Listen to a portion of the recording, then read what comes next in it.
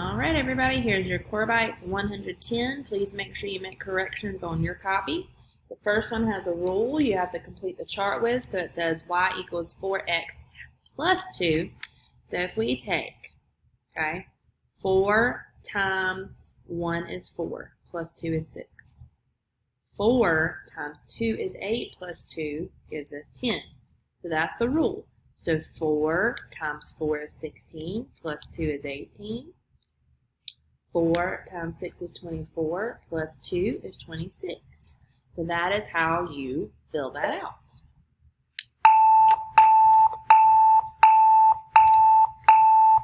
And then for the next one, you're comparing and contrasting the value of the numbers. So you have 6,549 compared to 70 tens. Okay, so if you have 70 tens, that would give you 700. 700 is less than this, so this is greater than. 60 thousands, so 60 times 1,000 would give you 60,000, and then 700s would give you 70,000, so that's why 70,000 would end up being larger. And then 56 tens, 56 times 10, that would give you 560. 560 is larger, greater than 479. Okay, so that's how you figure those out. And then we're going to have to add and then simplify.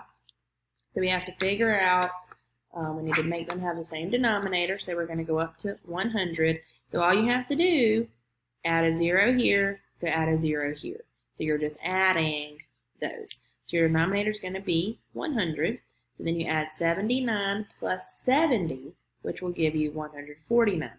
Now, as you can see, that's larger than your denominator, so you're going to need to divide. So if you think about it, 100 100ths equals 1, and then you would have 49 left over, because 100 minus the 49, right? So 100 100ths equals 1, so then you have 49 over 100 left. And that is as low as it can go. You can't simplify that any further. For number 4, give the best estimate for the measure of an angle. So it's actually a 360 degree angle because they went all the way around and started back at the point where they were. So that is 360 degrees.